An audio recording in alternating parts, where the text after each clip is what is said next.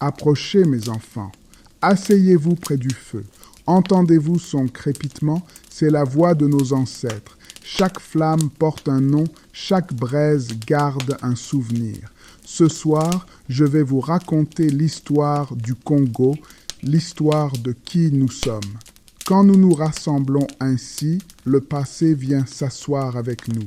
Ne parlez pas trop fort. Les anciens n'aiment pas qu'on couvre leur voix. Levez les yeux.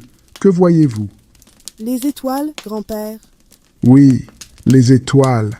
Mais pour nous, ce sont plus que des lumières. Ce sont les yeux de nos ancêtres qui veillent, qui écoutent, qui jugent. Les étoiles sont des noms suspendus. Ce soir, elles seront témoins de l'histoire que je vais vous raconter. Alors, ils entendent nos promesses? Et nos mensonges aussi. C'est pour cela que l'on parle vrai autour du feu. Grand-père, pourquoi racontons-nous ces histoires seulement la nuit? Parce que la nuit, le monde se tait. Les tambours du jour s'éteignent et les esprits s'approchent. Le silence devient un pont et les souvenirs deviennent des pas. C'est dans le silence de la nuit que les échos de l'Afrique parlent. Le jour, on échange. La nuit, on se souvient. Avant les rois, avant les frontières, avant les hommes, il y avait l'eau, un fleuve, immense, vivant, éternel, le fleuve Congo, un géant aux 1000 bras, portant la vie à travers la terre. Il nourrit, il relie, il commande. Sa colère arrache les arbres, sa générosité emplit les greniers. Peut-on l'offenser? On n'offense pas un géant, on l'apaise. Grand-père, était-ce un serpent-esprit? Peut-être. Pour certains, il était un dieu. Pour d'autres, un chemin. Pour d'autres encore, une bête qu'il fallait respecter. Mais tous étaient d'accord. Le fleuve était la vie. Sans lui, il n'y aurait pas de Congo. Les pirogues sont ses doigts, les pêcheurs, ses messagers. Au-delà du fleuve s'étendaient des forêts si larges que même le soleil s'y perdait. Les éléphants ouvraient des routes. Les gorilles battaient leur poitrine aux aurores. Les oiseaux peignaient le ciel de 1000 couleurs. Les racines parlaient aux sources. Les lianes écrivaient des prières. Là, les premiers hommes trouvèrent leur maison. Ils s'appelaient les Batois, petits par la taille, géants par la sagesse. Ils chantaient avec les oiseaux, dansaient avec la pluie. Ils connaissaient le secret de chaque arbre, le remède de chaque racine, le pas de chaque animal. Leur richesse était la mesure, prendre juste ce qu'il faut pour vivre et rendre grâce. Qui leur a tout appris? La forêt, leur première mère. N'avaient-ils pas peur des lions ou des éléphants? Non, mon enfant. La forêt n'était pas leur ennemi. Les animaux étaient leurs frères. On pose le pied léger quand on marche chez un frère.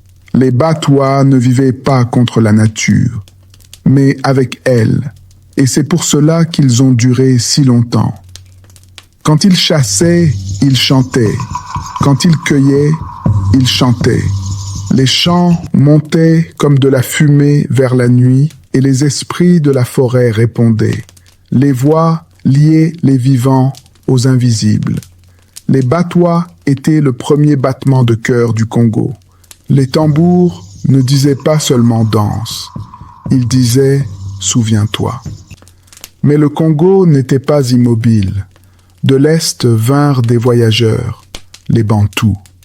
Ils portaient du fer dans leurs mains, des semences dans leurs paniers et l'espoir dans leur cœur.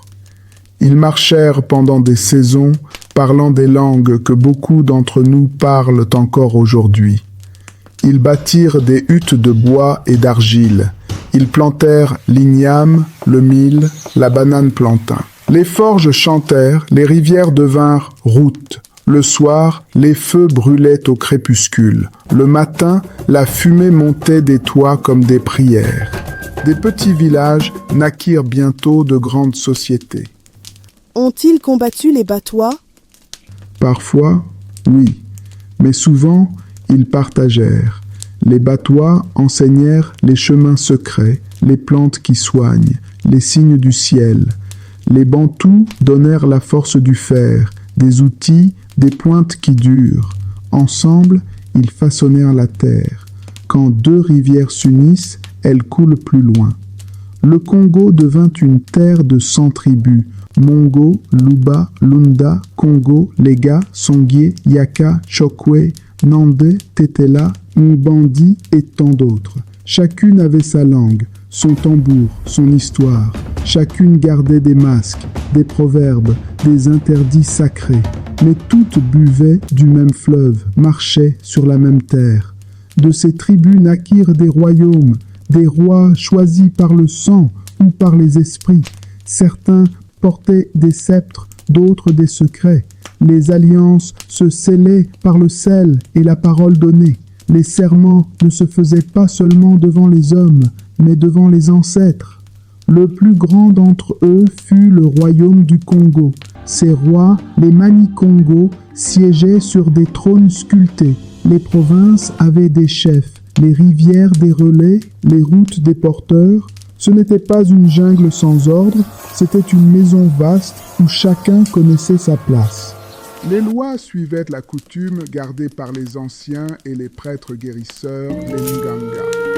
Les disputes se lavaient avec des paroles, des offrandes, parfois des épreuves.